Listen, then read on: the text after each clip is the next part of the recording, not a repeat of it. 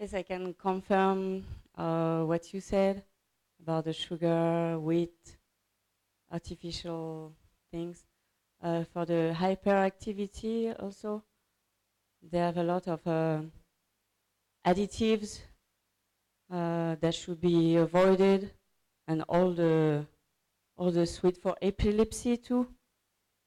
That Lucille I was talking about, she stopped totally sugar, and she stopped her crisis of epilepsy. I can add also about the probiotics. I know a mom of two autistic twins. She has a boy who was 8, and she gave him probiotics every morning from the lab Pilège, if it can help someone. And after 1 month, she asked to her son, "Do you feel better?" He said, "Yes."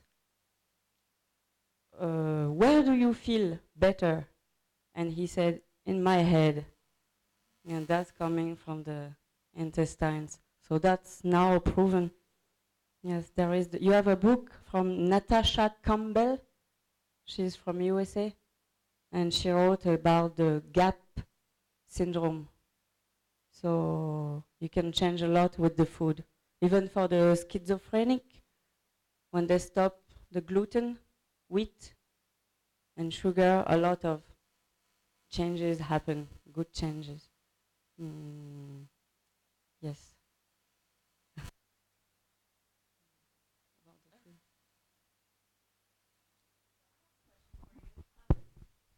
I know a lot.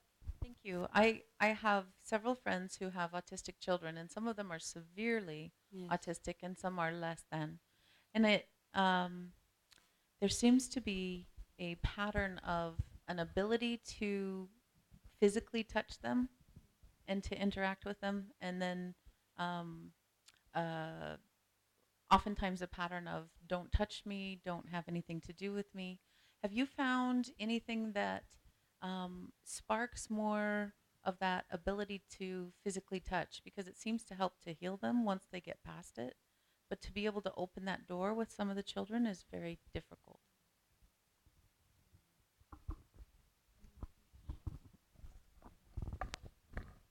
Okay, that taps into the sensory system.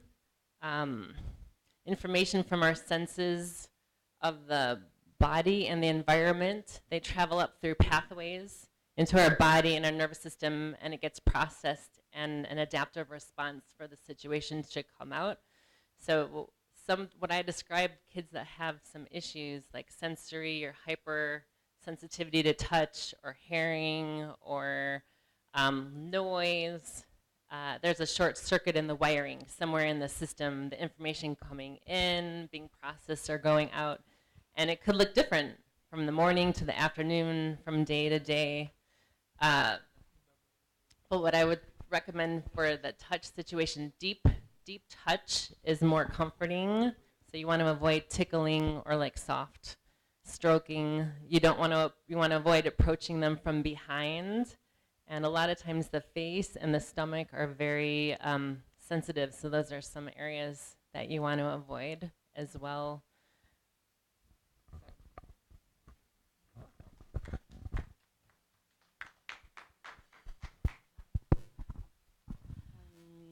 I can add something to that. Some will be able to tell us why they don't want to be touched.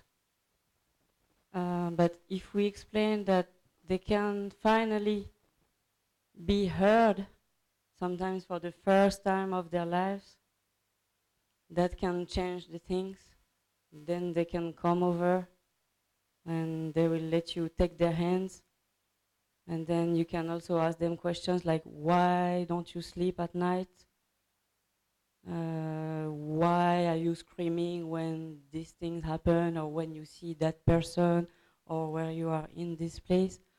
You can ask answers to physically situations, practical situations.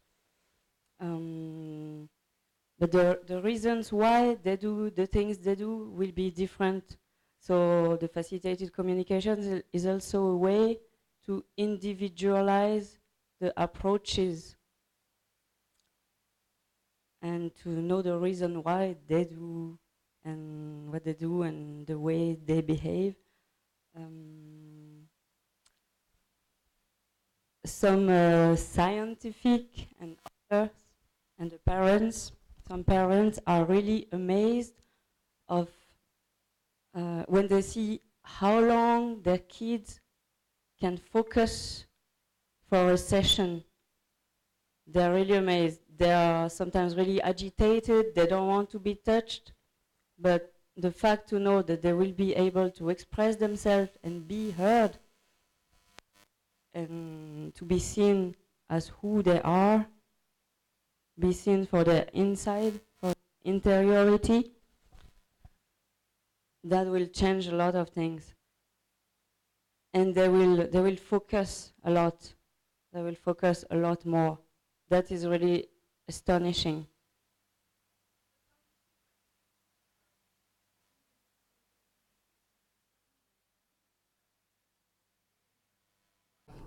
Rather than someone else. So you're giving them permission to say, no, don't touch me here, or yes, you can hug me here. Yes, exactly. That's lovely. My question to you is, I'm a nutritionist and a clinical dietitian. So I work with a lot of autistic children and special needs children, differently abled children. And I can identify with both of you exactly as what you said, because one of the children in my neighborhood, he lives with me now 24/7. He's not my child. In fact, even when I'm here, he's living in my house, you know. So I completely sympathize, empathize with exactly what you have said, and it's very true. Also, I've noticed, since you're both from the developed countries, there are many such children. Is there any system that you all know which will help to fund the underdeveloped children? And if you can help us with some such names, or somebody wants to adopt them, like give them a laptop or give them something, it would be really generous, because a lot of mothers, I mean, a lot of families, they don't have the income to support facilitation, sensory integration, nutrition, and education for these children, because their incomes are not very high. So that will be really appreciated if we can interact and find families to support such children. I can put you through to directly. Okay, yes. Where are you from? From Yeah. India. Okay. Okay. And yes, There is- about the white foods, as a nutritionist, I can say gluten free. The white, anything that is white makes you hyper. It's not only with autistic children or those who have ADHD, that is short attention spans and attention deficit hyperactivity syndrome, it is called deficiency. But any normal person like you and I, salt, sugar, rice, dairy, anything that is white gives you energy and makes you hyper. So you need to tone down the hyperness, and therefore you avoid all this. Am I right? Okay, thank you. Regarding the touching, I'm not a specialist or anything. I've just been working with this organization for 10 years, and I really learn a lot. Um, they had a pro bono therapist, and he will, rub the shoulders, etc. They even found a massage bed, and at the beginning it was no touching, but after the behavior therapist and the nutrition changes and everything, every time the therapist will knock on the door, the child whose turn was to be in the massage will hug him by the hand and pull him into the room and lay down on the table to have the massage. So yes, they do like it. It's just that we didn't know the boundaries and they didn't feel okay before. So it's a multi activities that actually make the change happen. There is a facilitators in Delhi. Yes. I tried yes, I tried to find them before the forum, but I couldn't. But I can do that. Yeah, the founding. Yes. Yes. I have no answer for that. I'm a I'm if you volunteer. find somebody in US Yeah. or France or Europe or wherever you go, Yes. and if somebody is that would be willing to good. adopt the physiotherapy or the occupational therapy or the sensory integration therapy, even one, maybe a small amount of contribution in any child. I know schools which specialize, but they cannot take them in completely free of cost because the teachers need to be paid. So if you ever know somebody like that, I will give you my contact and you can just help me out and I'll give you the school contacts. Yes, of course. Thank you.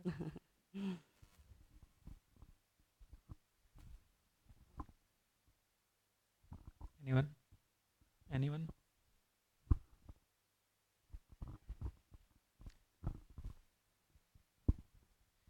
I don't have an autistic child, but as a member of the community where I do know people with autistic children, how can I support those who do? How can I support the parents? How can I, or just the knowing and understanding, what can I do as somebody who's not familiar with the dynamics of autism to be compassionate and to be part of the solution?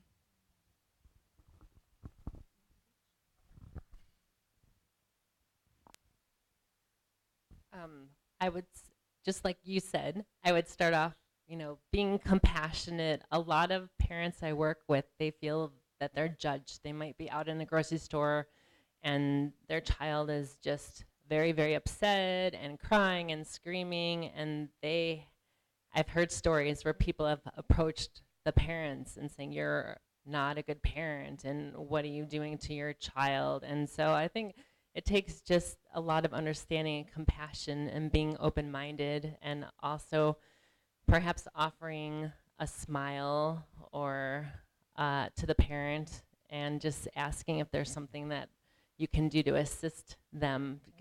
Every child with autism, they're individual. They might have the same exact type of autism, but they're all very different. Their needs are different, their challenges are different, their strengths are different, their goals are different, and just like all of us, we're all different. We're all one and the same, but we're also very different. So just honoring the difference and the knowledge, and just, sending love and support to the parents will really, really help support them in their community.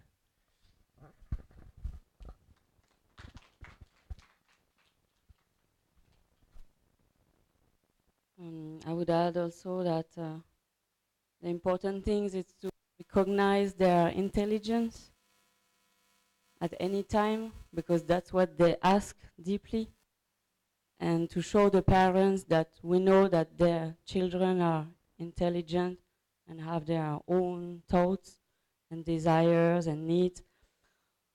It's true that doctors and institutes and schools are often throwing guilt on the parents, and they have a lot of pressure